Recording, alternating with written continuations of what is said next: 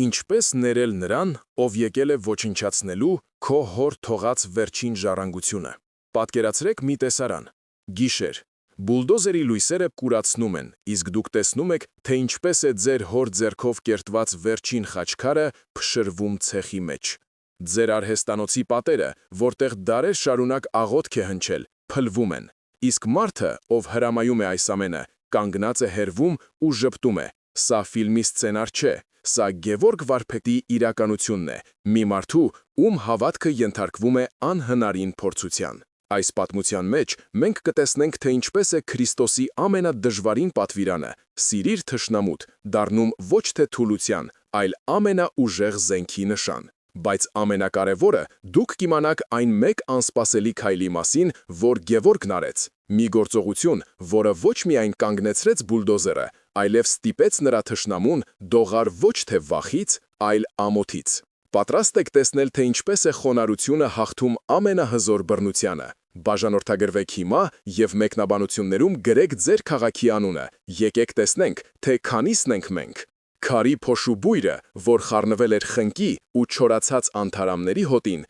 Գևորգի համար կյանքի բույրն էր։ Նրա խաչքարագործական արհեստանոցը, որը գտնվում էր Երևանի հին թաղամասերից մեկի սրտում, ավելին էր, քան պարզապես աշխատատեղ։ Այն սրբավայր էր, որտեղ իր պապը, իսկ հետո նաև հայրը, տուֆի ու բազալտի մեջ կյանք էին կերտել, քարե աղոթքներ ստեղծելով Աստծո համար։ 40-ամյա Գևորգը ժամանակից շուտ սպիտակած մազերով և քարի հետ աշխատանքից կոշտացած ձեռքերով այդ առավոտ աշխատում էր մի բարդ զարդանախշի վրա։ Յուրաքանչյուր հարված մուրճով ճշգրիտ էր, յուրաքանչյուր շարժում սերունդների իմաստությամբ լի։ Նրա երիտասարդ աշակերտը, 18-ամյա Լևոնը, լուր հետևում էր, փորձելով յուրացնել վարպետության գաղտնիքները։ Հանկարծ արհեստանոցի հին ճռճռան դուռը բացվեց, և ներս մտավ փոստատարը, ձեռքին պաշտոնական տեսքով մի ծրար։ «Վարպետ Գևորգ, ստորագրեք խնդրեմ, ծանուցագիր է», ասաց նա անհանգիստ ձայնով։ Գևորգը վերցրեց թուղթը, և երբ կարդաց առաջին տողերը, մուրճը դուրս սահեց նրա թուլացած մատների միջից ու զնգոցով ընկավ քարե հատակին։ Լևոնը վախեցած նայեց նրան։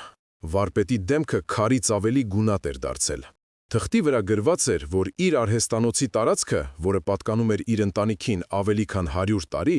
օտարվել է քաղաքային նոր կառուցապատման ծրագրի շրջանակներում, և այն պետք է քանդվի, տեղը զիջելով բազմահարկ բիզնես կենտրոնի։ Մեկ ժամ անց արհեստանոցի դիմաց կանգ առավ սև փայլում ամենագնաց, որից դուրս եկավ թանկարժեք կոստյումով մի տղամարդ՝ Տիգրանը, շինարարական ընկերության տնօրենը։ Նրա կողքին կանգնած էին երկու հաղթանդամ թիկնապահներ։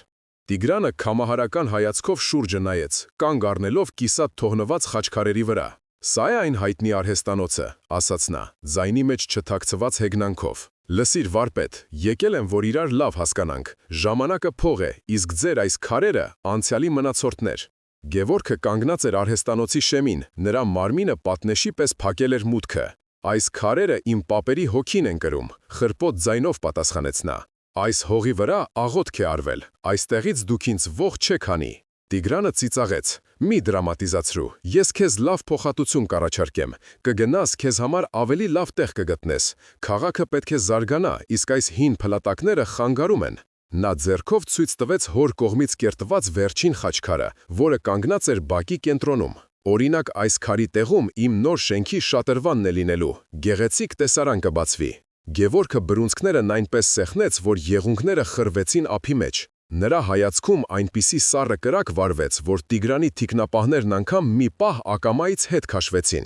«Դուք և ձեր փողերը դուրս եկեք այս սուրբ վայրից», շշնջաց նա, «քանի դեռ ես ձեզ չեմ դուրս շպրտել»։ Գևորգը հոգին բորբոքված քայլում էր դեպի Սուրբ Զորավոր Աստվածածին եկեղեցի։ Նա գիտեր, որ միայն հայր Արսենը կարող է իրեն հանգստացնել։ Քահանան, իմաստուն ու խաղաղ հայացքով մի մարդ, նրան դիմավորեց եկեղեցու բակում, հին թթենու տակ։ Գևորգը առանց նախաբանի պատմեց ամեն ինչ՝ ծանուցագրի, Տիգրանի այցի և իր սրտում եռացող ատելության մասին։ «Ես պատրաստ եմ ամեն ինչ, հայր Սուրբ, ես թույլ չեմ տա, որ նրանք պղծեն իմ հոր հիշատակը»։ «Եթե պետք լինի, ձեռքս զենք կվերցնեմ», ասաց նա, ձայնը դողում էր զայրույթից։ Հայր Արսենը երկար լռեց, նայելով Գևորգի բռունցքված ձեռքերին, ապա հանգիստ ձայնով հարցրեց. «Գևորգ, հիշո՞ւմ ես տիրոջ խոսքերը լեռան քարոզից.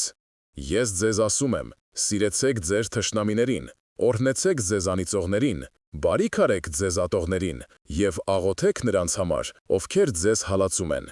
Գևորգը կտրուկ գլուխը բարձրացրեց. Սիրել, այդ մարդուն, որ ուզում է իմ հոր գերեզմանի վրա հյուրանոց կառուցել, Տեր հայր, դա անհնար է, դա մարդկային ուժերից վեր է։ Ճիշտ ես, որդիս, պատասխանեց քահանան, դա մարդկային ուժերից վեր է, բայց Աստծո համար անհնարին ոչինչ չկա։ Քրիստոս մեզանից չի պահանջում զգացմունքներ, նա պահանջում է գործողություն։ Աղոթիր նրա հոգու փրկության համար։ Գուցե քո ատելությունն է այն պատը, որը քեզ խանգարում է տեսնել Աստծո ծրագիրը։ Գևորգը լսում էր, բայց չէր ընկալում։ Խոսքերը ճիշտ էին, բայց իր սիրտը մերժում էր դրանք։ Նա ուզում էր արդարություն, պատիժ, ոչ թե ներում։ Հաջորդ առավոտ, երբ Գևորգը մոտեցավ արհեստանոցին, սիրտը սեղմվեց։ 3 հոգի, չափագրողներ, եռոտանիներով և ժապավեններով արդեն աշխատում էին նրա բակում։ Նրանց գլխավորում էր Տիգրանի օգնականը, մի երիտասարդ, որի դեմքին ինքնավստահ ժպիտ էր։ Հարևանները, Անահիտ տատիկը, Կոշկակար Մկրտիչը և մի քանի ուրիշներ հավաքվել էին դարպասի մոտ անհանգիստ շշնջալով։ Գևորգ ջան, էս ինչ է կատարվում։ Էս անաստվածները եկել մեր հողն են չափում, բղավեց Անահիտ տատիկը։ Գևորգը, աչքերը չկտրելով չափագրողներից, մոտեցավ նրանց։ Ինչ իրավունքով եք մտել իմ սեփական տարածք, հարցրեց նա, փորձելով ձայնը հանգիստ պահել։ Տիգրանի օգնականը քմծիծաղ տվեց։ Մենք բոլոր թույլտվություններն ունենք, սա այլևս ձեր տարածքը չէ, սա պարոն Տիգրանի ապագա շինհրապարակն է։ Խնդրում եմ, մի խանգարեք։ Եվ այդ պահին չափագրողներից մեկը փայտե ցիցը խրեց հողի մեջ ուղիղ Գևորգի հոր կերտած խաչքարի կողքին։ Այդ փոքրիկ փայտե ցիցը վերջին կաթիլը եղավ։ Գևորգի աչքերի առաջ մթնեց։ Նա մոռացավ հայր Արսենի խորհուրդը, մոռացավ աղոթքի մասին։ Նրա մեջ արթնացավ միայն վիրավորված որդու և իր սրբությունը պաշտպարող տղամարդու կույր զայրույթը։ Նա մի քայլ առաջ արեց, պատրաստ ջարդուքսուր անելու և ցիցը, և այն մարդկանց, ովքեր համարձակվել էին ոտք դնել իր հողի վրա։ Հենց այն պահին, երբ Գևորգի բազուկը լարվեց հարվածի համար, նրա ուսին դրվեց մի փափուկ, բայց ամուր ձեռք։ Դա Կոշկակար Մկրտիչն էր, 70 անց մի ծերունի, ում աչքերում դարերի իմաստություն կար։ Հանգստացիր, տղաս, հանգստացիր, շշնջաց նա, զայրույթով ոչինչ չես լուծի, սրանք հենց դրան են սպասում, որ սխալ քայլ անես։ Գևորգը շնչասպառ շրջվեց, նայելով ծերունուն, հետո հարևաններին, ում դեմքերին վախն ու անզորությունն էին դրոշմված։ Նրա զայրույթը մի պահ տեղի տվեց սթափությանը։ Նա հասկացավ, որ բռնությունը միայն կբարդացնի իրավիճակը և Տիգրանին կտա այն առիթը, որը նա փնտրում էր, իրեն ներկայացնելու որպես խուլիգան և օրինախախտ։ Խորը շունչ քաշելով նա հետ քայլեց։ Նա նայեց Տիգրանի օգնականին, հայացքը սառը և վճռական։ «Հեռացեք այստեղից», ասաց նա հանգիստ, բայց պողպատե ձայնով, «դուք իմ մասնավոր սեփականության տարածքում եք առանց իմ թույլտվության։ Ես հիմա զանգում եմ ոստիկանություն»։ Երիտասարդը մի պահ շփոթվեց Գևորգի անսպասելի հանգստությունից։ Նա սպասում էր բղավոցների, կռվի, բայց ոչ սառը տրամաբանության։ Մի քանի վայրկյան տատանվելուց հետո նա ձեռքով նշան արեց իր մարդկանց, և նրանք, հավաքելով իրենց գործիքները, դանդաղ հեռացան, հետևում թողնելով հողի մեջ խրված փայտե ցիցը որպես գալիք փոթորքի նախանշան։ Այդ երեկո Գևորգի տանը լարված լռություն էր տիրում։ Սեղանին դրված ընթրիքը սառել էր։ Նրա կինը Անահիտը լուռ նստած էր, ձեռքերը ծնկներին դրած, իսկ կրտսեր եղբայրը Արմենը անհամբեր քայլում էր սենյակում։ Արմենը, ի տարբերություն Գևորգի, գործնական և տաքարյուն երիտասարդ էր, ով հավատում էր ուժի և փողի լեզվին։ «Ես չեմ հասկանում քեզ, Գևորգ», վերջապես պայթեց նա, «ինչ ոստիկանություն, ինչ օրենք, այդ Տիգրանը գնել է և ոստիկանությանը, և դատարանին, մենք պետք է իր լեզվով խոսենք, ես ընկերներ ունեմ, որ կարող են նրա վրա այնպիսի կոմպրոմատ գտնել, որ նա կմոռանա մեր արհեստանոցի ճանապարհը։ Կամ կարելի է մի երկու հոգու վարձել, որ նրան այնպես բացատրեն իրավիճակը, որ այլևս չհամարձակվի մեր կողմը նայել»։ Գևորգը գլուխը բարձրացրեց հնամաշ ավետարանից, որը բացված էր նրա առջև։ «Եվ եթե մենք այդպես վարվենք, ինչով կտարբերվենք նրանից», հարցրեց նա հոգնած ձայնով։ «Մենք չարին չարով պետք է պատասխանենք»։ «Այո», բղավեց Արմենը, «որովհետև այս աշխարհում ուժեղն է ճիշտ։ Քո աղոթքները չեն կանգնեցնի նրա բուլդոզերները»։ Գևորգը մի պահ աչքերը փակեց, փորձելով զզբել իր զայրույթը։ Նա բացեց ավետարանը և սկսեց կարդալ. «Լսել եք, որ ասվել է. աչք աչքի փոխարեն և ատամ ատամի փոխարեն։ Իսկ ես ձեզ ասում եմ, չարին հակառակ մի կացեք, այլ եթե մեկը քո աջ ծնոտին ապտակ տա, նրան մյուսն էլ դարձրու»։ Արմենը զզվանքով ձեռքը թավ տվեց։ «Հերիք է այդ հեքիաթները պատմես, սա իրական կյանքն է, մինչև դու մյուս թուժ դարձնես, նա արդեն քո գլուխը կջարդի։ Ես չեմ պատրաստվում ձեռքերս ծալած նստել ու նայել, թե ինչպես են քանդում մեր պապերի տունը։ Եթե դու ոչինչ չես անելու, ապա ես կանեմ»։ Նա շրխկացնելով փակեց դուռը և դուրս եկավ, թողնելով Գևորգին և Անահիտին իրենց տանջող մտքերի հետ։ Քրիստոսի խորհուրդը, որը պետք է խաղաղություն բերեր, դարձել էր ընտանիքը պառակտող սուր։ Գիշերվա կեսին Գևորգը չէր կարողանում քնել։ Նա դուրս եկավ բակ, որտեղ լուսնի լույսի տակ արծաթի պես փայլում էր հոր կերտած խաչքարը։ Նա մոտեցավ և ձեռքը դրեց քարի սառը նախշազարդ մակերեսին։ Նրա հոգում փոթորիկ էր։ Մի կողմից Տիրոջ պատվիրանն էր ներել և սիրել, մյուս կողմից իր եղբոր խոսքերը, որոնք արձագանքում էին իր սեփական վախերին ու կասկածներին։ Արդյոք հնարավոր է հաղթել, չկռվելով։ Արդյոք խոնարհությունը թուլություն չէ։ Նա ծնկի իջավ խաչքարի առաջ, դեմքը թաքցնելով ձեռքերի մեջ։ «Տեր իմ, ինչ անեմ», շշնջաց նա։ «Իմ հավատքը քիչ է, իմ սիրտը լի է ատելությամբ այն մարդու հանդեպ, ով ուզում է այս ամենը խլել ինձանից։ Իմ եղբայրը թիկունք է դարձրել ինձ, ես մենակ եմ։ Ցույց տուր ինձ ճանապարհը, Տեր։ Սովորեցրու ինձ սիրել այնպես, ինչպես դու ես սիրում»։ Նա երկար մնաց այդ դիրքում, լուռ աղոթելով։ Եվ այդ լռության մեջ, կարծես թե նրա սրտում մի նոր միտք ծնվեց։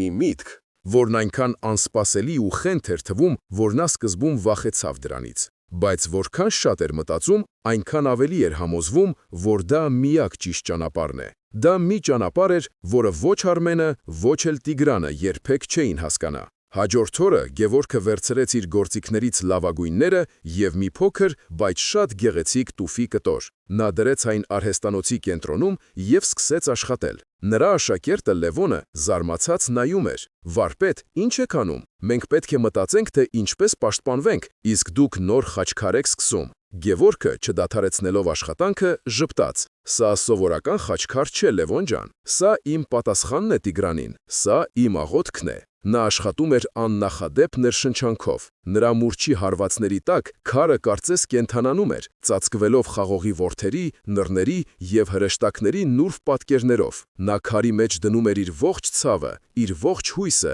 և այն նորածին սերը, որը պայքարում էր իր սրտում ատելության դեմ։ Նա չգիտեր, թե ինչով կավարտվի այս ամենը, բայց նա գիտեր մի բան. ինքը չի պատասխանի ատելությանը ատելությամբ։ Նա կպատասխանի այն միակ բանով, որ կարող է՝ ստեղծագործությամբ և գեղեցկությամբ։ Նա որոշալ էր Տիգրանին նվիրել խաչքար։ 3 օր ու 3 գիշեր Գևորգն աշխատեց, գրեթե առանց քնի ու հացի։ Նրա ձեռքի տակ անշունչ քարը վերածվեց հավատքի մի փոքրիկ, բայց հզոր վկայության։ Երբ խաչքարն ավարտված էր, նա այն զգուշությամբ փաթաթեց սպիտակ կտավի մեջ, հագավ իր կիրակնօրյա լավագույն շորերը և ուղևորվեց դեպի քաղաքի կենտրոն, այնտեղ, որտեղ փայլուն ապակուց և բետոնից վեր էր խոյանում Տիգրանի կայսրությունը։ Տիգրան Մեծ Պլազա բիզնես կենտրոնը։ Գևորգի սիրտը թխթխում էր, ափերը քրտնել էին։ Նա իրեն զգում էր Դավթի պես, որը Գողիաթի դեմ էր գնում։ Միայն թե պարսատիկի փոխարեն նրա զենքը քարե խաչն էր։ Քարտուղարուհին, մի երիտասարդ աղցիկ, զարմացած նայեց Գևորգի հնամաշ, բայց մաքուր հագուստին և կոշտացած ձեռքերին։ «Պարոն Տիգրանը զբաղված է», ասաց նա սառը ձայնով։ «Խնդրում եմ փոխանցեք նրան, որ Գևորգ վարպետն է եկել, ես ընդամենը 5 րոպե կխլեմ», համառեց Գևորգը։ Մի քանի րոպե անց նրան թույլ տվեցին մտնել։ Տիգրանի աշխատասենյակը հսկայական էր ու շքեղ։ Պատերից կախված էին ժամանակակից նկարիչների վերացական կտավներ։ Տիգրանը նստած էր մահուդե մեծ սեղանի հետևում, ձեռքին սիգար։ Նա նույնիսկ գլուխը չբարձրացրեց։ «Ինչ ես ուզում», հարցրեց նա, թերթելով ինչ-որ փաստաթղթեր։ Գևորգը լուռ մոտեցավ, կտավի մեջ փաթաթված խաչքարը դրեց սեղանին և զգուշորեն բացեց։ «Սա ձեզ համար է», ասաց նա հանգիստ ձայնով։ «Ես սա պատրաստել եմ ձեզ համար, թող Աստված օրհնի ձեր աշխատանքը և լույս տա ձեր ճանապարհին»։ Տիգրանը վերջապես բարձրացրեց հայացքը։ Նա զարմանքով, ապա արհամարանքով նայեց փոքրիկ խաչքարին։ Նա վերցրեց այն, մի պահ պտտեց ձեռքերի մեջ, կարծես գնահատելով դրա շուկայական արժեքը։ Գևորգի սրտում հույսի մի փոքրիկ կայծ թրթրաց։ Գուցե այս գեղեցկությունը կհալեցնի նրա սառցե սիրտը։ Բայց Տիգրանը կանգնեց, անփութորեն մոտեցավ սենյակի անկյունում դրված աղբամանին և առանց մի խոսք ասելու խաչքարը նետեց մեջը։ Քարի մետաղին դիպչելու չոր ձայնը որոտի պես հնչեց լուռ սենյակում։ «Ինձ քո քարերը պետք չեն», ասաց Տիգրանը, շրջվելով դեպի Գևորգը, դեմքին չար ժպիտ։ «Ինձ քո հողն է պետք։ Դու ունես 1 շաբաթ ժամանակ, որպեսզի հավաքես քո խաղալիքները և մաքրես տարածքը։ Հակառակ դեպքում իմ բուլդոզերները դա կանեն քո փոխարեն։ Իսկ հիմա հեռացիր, ես գործ ունեմ»։ Գևորգը կանգնած էր քարացած։ Ցավը, նվաստացումը և հուսահատությունը միախառնվել էին, ստեղծելով մի պայթուցիկ խառնուրդ։ Նա զգում էր, թե ինչպես է իր երակներով կրթին սկսում հոսել տաք, այրող ատելությունը։ Նրա առաջին միամիտ փորձը կիրառելու Քրիստոսի խորհուրդը ավարտվել էր լիակատար ու ստորացուցիչ պարտությամբ։ Նա դանդաղ շրջվեց և, առանց մի խոսք ասելու, դուրս եկավ սենյակից, իր հետևում թողնելով Տիգրանի հաղթական ծիծաղը։ Նրա հոգին ջախջախված էր, իսկ աղբամանում ընկած խաչքարը թվում էր իր սեփական փշրված հավատքի խորհրդանիշը։ Գևորգը թափառում էր Երևանի փողոցներով, չիմանալով ուր գնալ։ Նա չէր կարող տուն վերադառնալ և նայել Անահիտի աչքերին, չէր կարող դիմակայել Արմենի հաղթական հայացքին։ Նա իրեն զգում էր լիակատար անհաջողակ, և որպես տղամարդ, և որպես քրիստոնյա։ Ինքնաբերաբար նրա ոտքերը նրան տարան դեպի հայր Արսենի եկեղեցին։ Նա քահանային գտավ մոմավաճառի խցում, որտեղ նա զրուցում էր մի քանի ծխականների հետ, կոշկակար Մկրտիչի և Անահիտ տատիկի։ Տեսնելով Գևորգի գունատ դեմքն ու հանգած աչքերը, հայր Արսենը անմիջապես հասկացավ, որ ինչ-որ բան այն չէ։ Նա բոլորին խնդրեց իրենց մենակ թողնել։ «Ինչ է պատահել որդիս», հարցրեց նա, ձեռքը դնելով Գևորգի ուսին։ Գևորգը, կուլ տալով հպարտությունը, պատմեց ամեն ինչ։ Երբ նա վերջացրեց, հայր Արսենը ոչինչ չասաց։ Նա պարզապես նայում էր նրան խորը կարեկցանքով։ «Ես փորձեցի, հայր Սուրբ», կոտրված ձայնով ասաց Գևորգը։ «Ես արեցի այն, ինչ ասում է ավետարանը։ Ես իմ թշնանուն բարիք արեցի, իսկ նա ոտնատակ տվեց իմ բարությունը, ծիծաղեց իմ հավատքի վրա։ Ուրեմն ինչ իմաստ ունի այս ամենը։ Գուցե Արմենն է ճիշտ, գուցե այս աշխարհը միայն ուժի լեզուն է հասկանում»։ Հայր Արսենը գլխով արեց։ «Ես հասկանում եմ քո ցավը, Գևորգ, դու արեցիր մի շատ դժվար քայլ, բայց դու մի բան սխալ ես հասկացել։ Երբ Քրիստոս ասում է. «Սիրեցեք ձեր թշնամիներին», նա չի խոստանում, որ նրանք դրանից հետո կփոխվեն և կսկսեն սիրել մեզ։ Նա չի խոստանում, որ մեր խնդիրները կախարդական փայտիկի հարվածով կլուծվեն։ Այդ պատվիրանը տրված է ոչ թե նրանց, այլ մեզ համար։ Գևորգը զարմացած նայեց նրան։ «Ինչպես թե մեզ համար։ Սիրելով մեր թշնամուն, մենք առաջին հերթին մեր սեփական հոգին ենք ազատում ատելության թույնից։ Ատելությունը կապանք է, որը մեզ կապում է մեզ վիրավորող մարդուն։ Ներելով և սիրելով մենք կտրում ենք այդ կապանքները և ազատագրվում։ Քո արածը ձախողում չէր, Գևորգ, դա քո հոգևոր ճանապարհի առաջին քայլն էր։ Դու ցանեցիր սերմը։ Դու չգիտես, թե երբ և ինչպես այն կծլի Տիգրանի սրտում։ Գուցե դու երբեք էլ չտեսնես այդ պտուղը։ Բայց դա կարևոր չէ։ Կարևորն այն է, որ դու հնազանդվեցիր Աստուծո կամքին։ Իսկ հիմա պայքարը նոր է սկսվում, բայց սա այլևս քո և Տիգրանի միջև պայքար չէ։ Սա բարու և չարի պայքար է, և դու պետք է ընտրես, թե որ կողմում ես կռվելու՝ Աստուծո զենքերով, թե սատանայի։ Այս խոսքերը նոր լույս սփռեցին Գևորգի հոգում։ Նա հասկացավ, որ իր պատկերացումը Քրիստոսի խորհրդի մասին չափազանց պարզունակ էր։ Դա ոչ թե արագ հաղթանակի բանաձև էր, այլ երկար, համբերատար և հաճախ անշնորհակալ աշխատանքի ճանապարհ։ Գևորգի վերադարձը եկեղեցուց նոր ուժ էր տվել նրան, բայց նա դեռ չէր պատկերացնում, թե Տիգրան ինչ նոր զենք է պատրաստել իր դեմ։ Մի քանի օր անց, երբ նրա մայրը, տիկին Վարդուհին, գնացել էր մոտակա շուկա, նա բախվեց սառը քարե պատի։ Կանաչեղեն վաճառող Ռուզաննան, ով տասնյակ տարիներ նրա ընկերուհին էր, տեսնելով նրան, հայացքը փախցրեց և ձևացրեց, թե զբաղված է։ «Ռուզաննա ջան, մի կապ թարխուն կտաս», ժպտալով խնդրեց տիկին Վարդուհին։ Ռուզաննան, առանց նրա կողմը նայելու, կոպիտ պատասխանեց. «Վրես վերջացել է»։ Տիկին Վարդուհին զարմացած նայեց թարխունի փարթամ խրձերին, որոնք դրված էին վաճառասեղանին։ Նա մոտեցավ մսավաճառ Արթուրին, բայց նա էլ ձեռքերը տարածեց, ասելով, թե լավագույն կտորներն արդեն վաճառել է։ Շուտով պարզ դարձավ, որ ամբողջ շուկան դավադրություն է կազմակերպել իր դեմ։ Մարդիկ, ում նա ճանաչում էր մանկուց, ում հետ հաց էր կիսել, այժմ խուսափում էին նրանից, շոշնջում էին նրա հետևից։ Վիրավորված եւ շփոթված, նա դատարկ սակարով տուն վերադարձավ։ Սեղանին դրված էր տեղական թերթի այն համարը, որը բացատրում էր ամեն ինչ։ Առաջին էջում մեծ տառերով տպագրված էր մի հոդված՝ խաչքարագործի անունի տակ թաքնվող խաբեբաները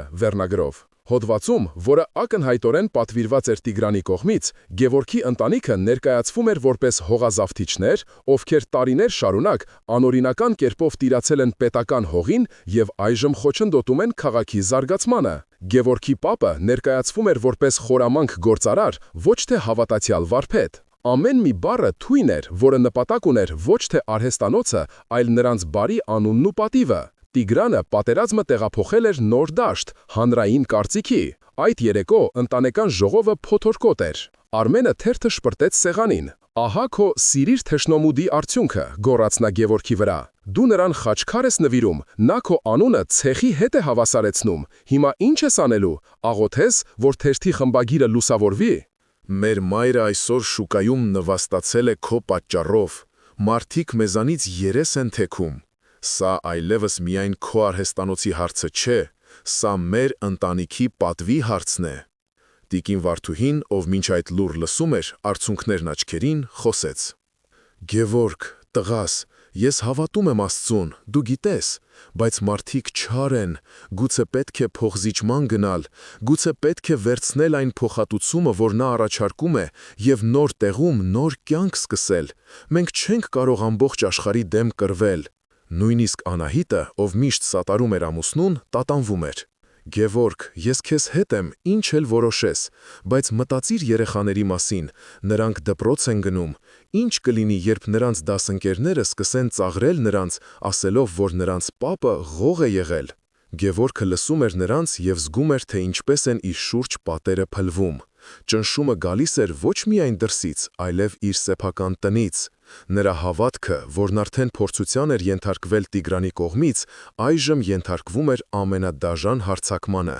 իր սիրելիների կասկածների եւ վախերի կողմից։ Նա հայտնվել էր հոգևոր փակուղում։ Քրիստոսի խորհրդին հետևելը, որը թվում էր այդքան պարզ ու գեղեցիկ, իրական կյանքում վերածվել էր անտանելի բեռի, որը սպառնում էր ոչ միայն իրեն, այլև իր ընտանիքը։ Մի քանի օր անց Գևորգին այցելեց նրանց ծխական համայնքի երեցներից մեկը, պարոն Սարգիսը, ով նաև հաջողակ իրավաբան էր։ Նա եկել էր հայր Արսենի խնդրանքով։ «Գևորգ, եղբայր իմ», սկսեց նա զգուշորեն, «Հայր Սուրբը պատմեց քո իրավիճակի մասին, ես հասկանում եմ քո սկզբունքները և հիանում եմ քո հավատքով, բայց երբեմն պետք է լինել իմաստուն, ինչպես օձերը, և միամիտ, ինչպես աղավնիները։ Մենք ապրում ենք ընկած աշխարհում, մենք կարող ենք դատի տալ թերթին զրպարտության համար, կարող ենք հակընդեմ հոդված պատվիրել, մենք կարող ենք օրենքի սահմաններում պայքարել։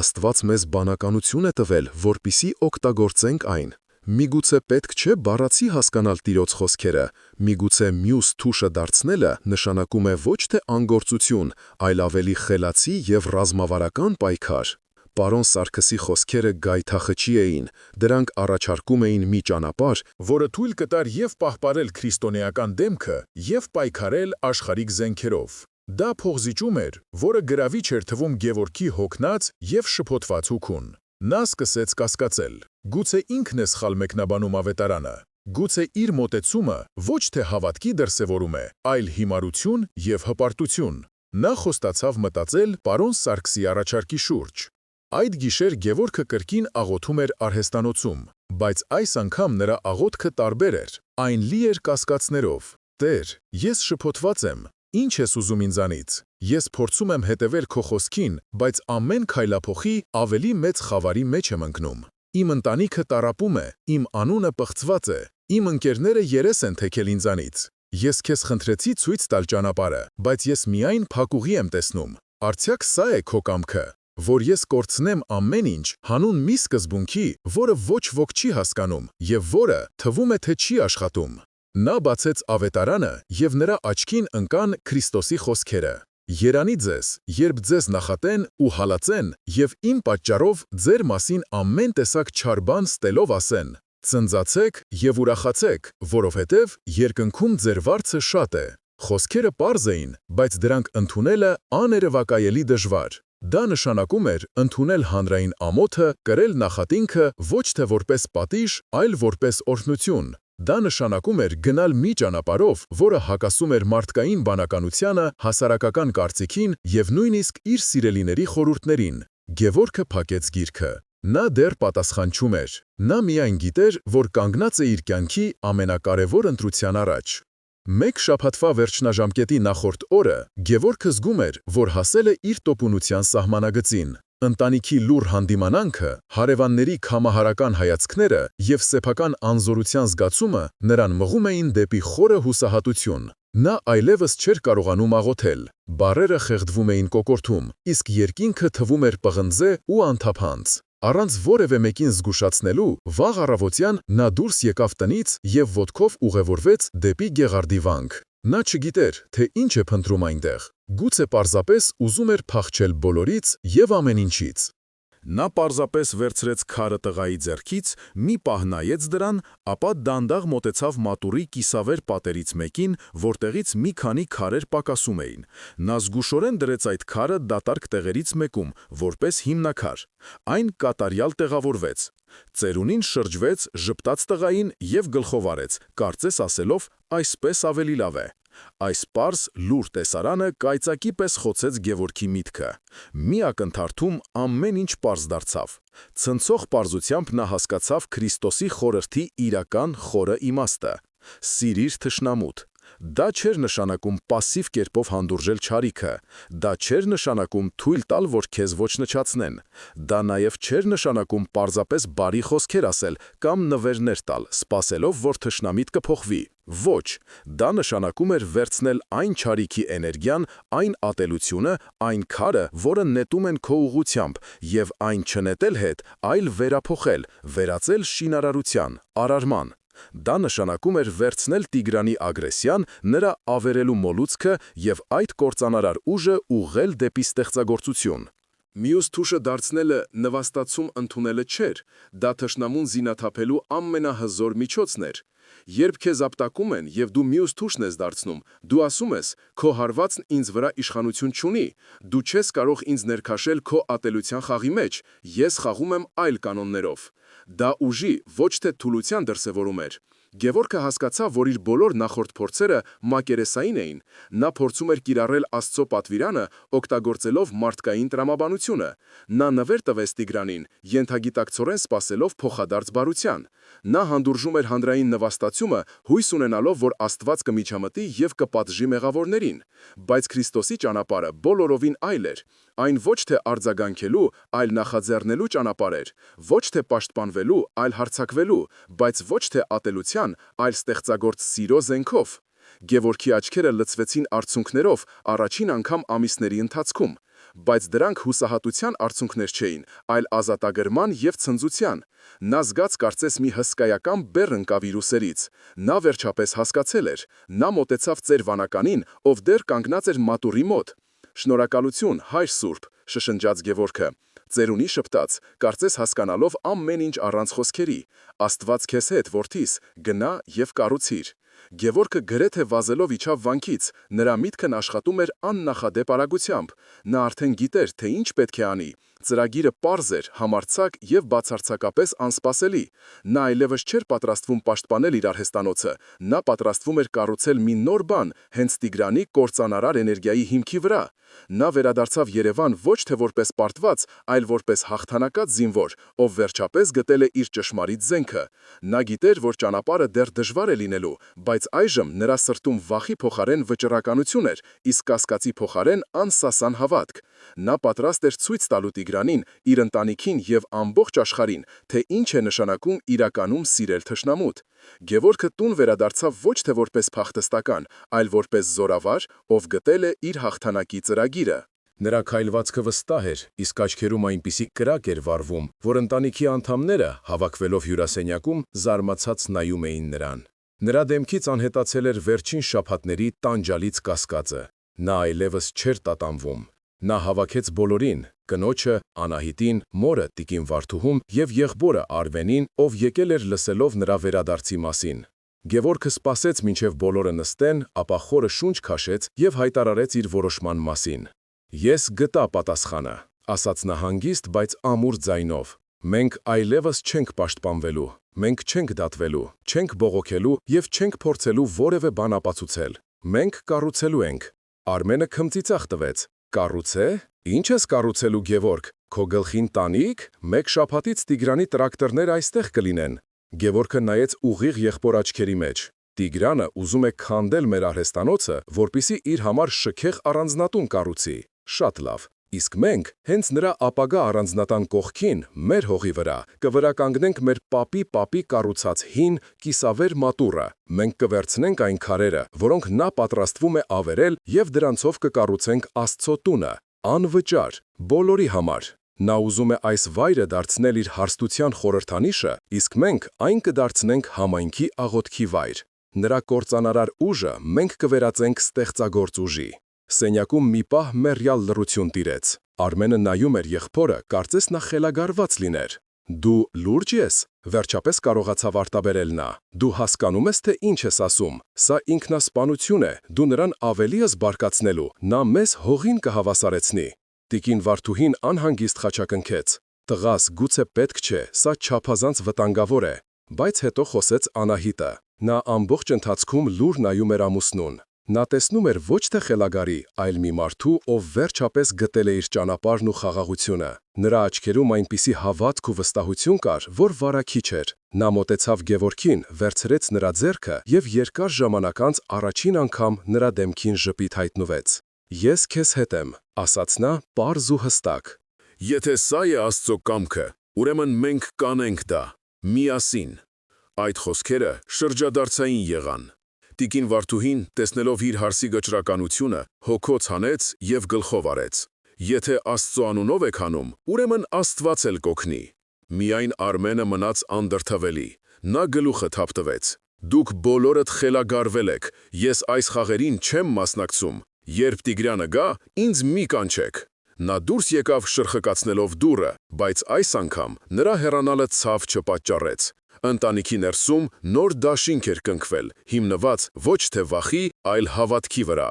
Հաջորդ առավոտ լուրը տարածվեց թաղամասով։ Գևորգը, Անահիտը և նրանց երիտասարդ աշակերտ Լևոնը սկսել էին մաքրել կիսավեր մատուռի տարածքը։ Սկզբում հարևանները հեռվից էին հետևում, անվստահությամբ և զարմանքով։ Շատերը մտածում էին, որ Գևորգը վերջնականապես կորցրել է բանականությունը։ Բայց հետո մոտեցավ կոշկակար Մկրտիչը։ Նա երկար նայեց, թե ինչպես են նրանք աշխատում, ապա առանց մի խոսք ասելու վերցրեց մի բահ և սկսեց օգնել։ Նրա օրինակին հետևեց Անահիտ տատիկը, ով սկսեց հավաքել աղբը։ Ժամեր անց արդեն մի փոքրիկ խումբ էր հավաքվել։ Ոմանք քարեր էին տեղափոխում, մյուսները ջուր բերում, կանայք ուտելիք բերեցին։ Մթնոլորտը փոխվել էր։ Վախի և կասկածի փոխարեն օդում ոգևորություն և համայնքային ոգի էր տիրում։ Մարդիկ, ովքեր երեկ երես էին թեքում Գևորգի ընտանիքից, այժմ աշխատում էին նրանց կողքին։ Նրանք հասկացել էին, որ սա պարզապես մի շինություն չէր, սա նրանց պատասխանն էր անարդարությանը,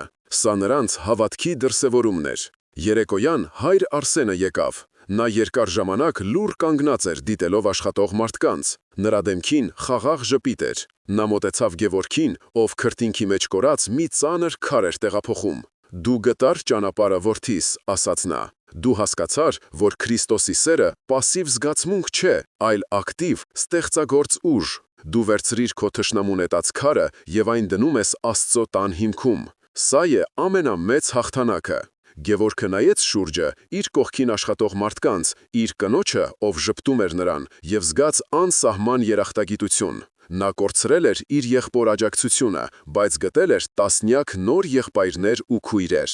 Նա դեռ չգիտեր, թե ինչ կարձագանքի Տիգրանը, երբ տեսնի այս ամենը, բայց դա այլևս նշանակություն չուներ։ Պայքարը դադարել էր լինել նրա անձնական պայքարը։ Այն դարձել էր մի ամբողջ համայնքի պայքարը, հանուն հավատքի, արժանապատվության և ստեղծագործության։ Եվ այդ պայքարում նա այլևս մենակ չէր։ Վերջնաժամկետի օրը, շաբաթվա վերջին օրը, Արևը հազիվ էր բարձրացել, երբ Գևորգի արհեստանոցի դիմաց հայտնվեցին Տիգրանի երկու սև ջիպերը։ Դրանցից դուրս եկան մոտ 1 տասնյակ մռայլ դեմքերով երիտասարդներ։ Նրանք տրակտորներ չէին բերել, նրանց զենքն այս անգամ հոգեբանական ճնշումն էր։ Մեքենաներից սկսեց հնչել ռաբիս երաժշտության խլացուցիչ ձայնը, որը նպատակ ուներ պղծելու մատուռի շինարարության սուրբ մթնոլորտը։ Նրանք սկսեցին իրենց հետ բերած աղբի տոպրակները դադարել հենց շինհրապարակի կողքին, ստեղծելով մի փոքրիկ գարշահոտ աղբանոց։ Նրանք չէին հարձակվում, բայց նրանց ներկայությունը, վիրավորական բացականչությունները եւ հեգնական ծիծառը ավելի ծանր էին, քան ֆիզիկական հարվածը։ Գևորգի կողքին կանգնած սակավաթիվ կամավորները, Մկրտիչը, Լևոնը եւ մի քանի այլ հարևաններ լարվեցին։ Նրանց ձեռքերում բահերն ու քլունգները կարծես զենքի էին վերածվել։ Բայց Գևորգը հանգիստ էր։ Նա մոտեցավ նրանց։ «Ոչ մի սադրանքի չենք տրվելու», ասաց նա հստակ։ «Նրանք ուզում են, որ մենք կորցնենք ինքնատիրապետումը։ Մեր պատասխանը լինելու է ոչ թե խոսքը, այլ քարը։ Ամեն մի վիրավորանքի դիմաց մենք 1 քար ավելի կդնենք պատի մեջ։ Ամեն մի բարձրացված դեցիբելի դիմաց մեր աղոթքն ավելի բարձր կհնչի մեր սրտերում»։ Եվ սկսվեց մի անհավանական դիմակայություն։ Մի կողմից խլացուցիչ ագրեսիվ երաժշտություն եւ վիրավորանքներ, մյուս կողմից մուրճի եւ սրբատաշ քարի ռիթմիկ հարվածները։ Տիգրանի մարդիկ ծաղրում էին, իսկ Գևորգն ու իր ընկերները լուր կենտրոնացած աշխատում էին, դնելով մատուռի հիմքի առաջին քարերը։ Գևորգը վերցնում էր այն քարերը, որոնք պատրաստվում էր օգտագործել իր իսկ արհեստանոցի համար, եւ դրանք դնում էր Աստծո տան հիմքում։ Յուրաքանչյուր քարը, որը նա դնում էր, ոչ թե պարզապես շինանյութ էր, այլ պատասխան, աղոթք, հավատքի դրսևորում։ Նա վերցնում էր Տիգրանի ատելության էներգիան եւ այն վերածում էր ստեղծագործության։ Տեսարանն այնքան անսովոր էր, որ շուտով սկսեց գրավել անցորդների ուշադրությունը։ Մարդիկ կանգ էին առնում, զարմացած հետևում այս լուռ պայքարին։ Սկզբում նրանք վախենում էին մոտենալ, տեսնելով Տիգրանի թիկնապահներին, բայց Գևորգի եւ նրա ընկերների անսասան հանգստությունն ու վճռականությունը սկսեցին իրենց գործն անել։ Առաջինը համարձակվեց մի երիտասարդ ուսանող, ով անցնում էր մոտակայքով։ Նա մի պահ հետևեց, ապա առանց մի խոսք ասելու վերարկուն հանեց, թևերը քշտեց եւ վերցրեց մի քար, օգնելով Մկրտիչին։ Նրա օրինակը վարակիչ եղավ։ Մի կին ջուր բերեց աշխատողների համար։ Մի խումբ երիտասարդներ, ովքեր սկզբում հեգնանքով էին նայում, միացան աղբը հավաքելուն, որը թափել էին Տիգրանի մարդիկ։ Ժամեր անց փոքրիկ շինհրապարակը վերածվել էր մարդաշատ վայրի։ Տասնյակ մարդիկ, երիտասարդ ու ծեր, տղամարդիկ ու կանայք միացել էին շինարարությանը։ Նրանք բոլորը հասկացել էին, որ սա պարզապես հողի կտորի համար պայքար չէ, սա պայքար էր արժանապատվության, հավատքի եւ համայնքի ոգու համար։ Տիգրանի մարդիկ, ովքեր եկել էին վախեցնելու մի բուռ մարդկանց, այժմ իրենք էին հայտնվել փոքրամասնության մեջ, շրջապատված տասնյակ վճռական դեմքերով։ Նրանց երաժշտությունն այլևս չէր լսվում մարդկանց աշխատանքի եւ ոգևորված խոսակցությունների աղմուկի մեջ։ Նրանց ագրեսիան բախվել էր մի ուժի, որը չէր կարող հաղթել, ստեղծագործ սիրո ուժին։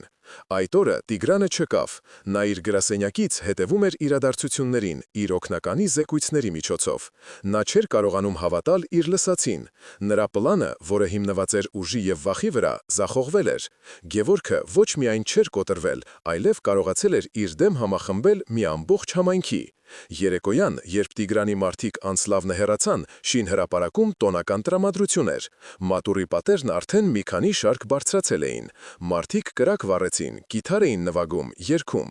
Գևորգը կանգնած էր մի կողմ, նայելով այս տեսարանին։ Նրա կողքին կանգնած էր Անահիտը։ «Դու արեցիր դա», շշնջաց կինը գլուխը դնելով նրա ուսին։ «Դու ցույց տվեցիր բոլորին, որ սերը ատելությունից ուժեղ է»։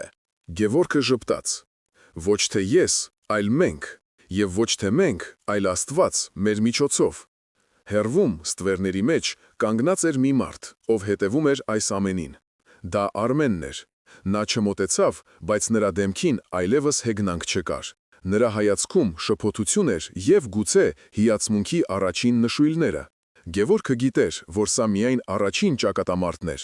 Պատերազմը դեռ առջևում էր, բայց այդ գիշեր, նայելով իր կողքին համախմբված մարդկանց, նա գիտեր, որ ինչ էլ լինի, ինքն այլևս երբեք մենակ չի լինի։ Հաջորդ առավոտ, երբ մատուռի պատերն արդեն հասնում էին մարդու հասակին, շինհրապարակում հայտնվեց Տիգրանը։ Այս անգամ նա մենակ էր, առանց թիկնապահների եւ մեքենաների շքախմբի։ Նա կանգնեցրեց իր մեքենան հեռվում եւ դանդաղ քայլերով մոտեցավ։ Շինարարության աղմուկը դադարեց, բոլորը սառեցին սպասելով պայթյունի։ Տասնյակ զույգ աչքեր ուղված էին նրան։ Տիգրանի դեմքը քարի պես անթափանց էր, բայց նրա սեղմված բռունցքները մատնում էին ներքին փոթորիկը։ Նա եկել էր վերջնականապես լուծելու այս հարցը, ջախջախելու այս անհնազանդ վարպետին, ով համարձակվել էր մարտահրավեր նետել իրեն։ Նա ուղիղ քայլեց դեպի Գևորգը, ով կանգնած էր կիսակառույց պատի մոտ, ձեռքին սրբատաշ քար։ Նրանց միջև ընդամենը մի քանի քայլ էր մնացել, երբ Գևորգը խախտեց լռությունը։ Նա չբղավեց, չսպառնաց, նա արեց մի բան, որը ոչ ոք, առավել ևս Տիգրանը, չէր սպասում։ Նա մի քայլ առաջ արեց, նայեց ուղիղ Տիգրանի աչքերի մեջ և նրա ձայնը հնչեց հանգիստ ու պարզ. «Այս մատուրը կրելու է քո ծնողների, Հովհաննեսի և Մարիամի անունը։ Ես իմացա, որ նրանք բարի ու հավատացյալ մարդիկ են եղել։ Սա նրանց հիշատակին է լինելու»։ Եվ նա իր ձեռքի փոքրիկ, գեղեցիկ մշատված քարը մեկնեց Տիգրանին։ Այդ քարի վրա փորագրված էր խաչ և երկու անուն՝ Հովհաննես, Մարիամ։ Այդ պահին տեղի ունեցավ անհավանականը։ Տիգրանի դեմքի երկաթե դիմակը ճաք տվեց։ Նրա աչքերում մի ակնթարթ երևաց ոչ թե զայրույթ, այլ ցավ, կորուստ և գուցե մանկության հիշողություն։ Նրա ձեռքը դողալով բարձրացավ և վերցրեց քարը։ Նա նայեց քարին, հետո Գևորգին, հետո կիսակառույց մատուրին։ Նրա շուրթերը շարժվեցին, կարծես ուզում էր ինչ-որ բան ասել, բայց ոչ մի ձայն դուրս չեկավ։ Նա մի քանի վայրկյան կանգնեց այդպես, քարը սեղմած ափի մեջ, ապա առանց մի խոսք ասելու կտրուկ շրջվեց և արագ քայլերով հեռացավ։ Նա նստեց իր մեքենան և սլացավ, հետևում թողնելով ցնցված մարդկանց և մի հարց, որի պատասխանը ոչ ոք չգիտեր։ Մի քանի ամիս անց Սուրբ Հովհաննես և Մարիամ մատուրն արդեն ավարտված էր։ Այն փոքրիկ էր, բայց լի լույսով ու ջերմությամբ։ Նրա օծման արարողությանը եկել էր ողջ թաղամասը։ Գևորգի արհեստանոցը ոչ միայն չէր քանդվել, այլև ծաղկում էր։ Պատվերները գալիս էին ամբողջ Հայաստանից։ Մարդիկ ուզում էին խաչքար այն վարպետից, ով կարողացել էր քարով հաղթել բռնությանը։ Բայց ամենամեծ փոփոխությունը տեղի էր ունեցել մարդկանց սրտերում։ Արմենը վերադարձել էր։ Մի օր նա պարզապես եկավ արհեստանոց, վերցրեց գործիքները և լուր սկսեց աշխատել եղբոր կողքին։ Նրա լռության մեջ կար ավելի շատ ներողություն և հարգանք, քան որևէ բառ կարող էր արտահայտել։ Հարևանների միջև կապերն ամրացել էին, նրանք այլևս պարզապես հարևաններ չէին, այլ մի ընտանիք, միավորված ընդհանուր գործով և հավատքով։ Տիգրանից այլևս լուր չկար։ Լուրեր էին պտտվում, որ նա վաճառել է իր բիզնեսի մի մասը և զբաղվում է բարեգործությամբ, բայց ոչ ոք հստակ չգիտեր։ Նա պարզապես անհետացել էր, իր հետ տանելով իր պարտության և գուցե իր փրկության գաղտնիքը։ Սիրելի բարեկամներ, Գևորգի պատմությունը ցույց է տալիս, որ Քրիստոսի խորհուրդը՝ «Սիրեցեք ձեր թշնամիներին», ոչ թե անիրագործելի իդեալ է, այլ ամենահզոր և գործնական զենքը, որը տրված է մեզ։ Այն պահանջում է անհավանական քաջություն, հավատք և ստեղծագործ միտք։ Այն մեզ սովորեցնում է չարիքին պատասխանել ոչ թե չարիքով, այլ այն վերափոխել բարու։ Այսօր մենք տեսանք, թե ինչպես մի մարդ, զինված միայն իր հավատքով և քարտաշի մուրչով, կարողացավ կանգնեցնել բուլդոզերները և հալեցնել սառցե սրտերը։ Նա ցույց տվեց, որ իրական ուժը ոչ թե քանդելու, այլ կառուցելու մեջ է։ Իսկ դուք, սիրելի եղբայրներ և քույրեր, ինչպես կկիրառեիք Հիսուսի այս խորհուրդը ձեր կյանքում։ Կիսվեք ձեր մտքերով մեկնաբանություններում։ Կիսվեք, թե միասին սովորենք մեր Տիրոջ իմաստությունը մեր առօրյա կյանքում և վերափոխենք մեր շուրջը եղած աշխարհը։ Շնորհակալություն ուշադրության համար։ Թող Տիրոջ խաղաղությունը լինի բոլորիս հետ։ Ամեն։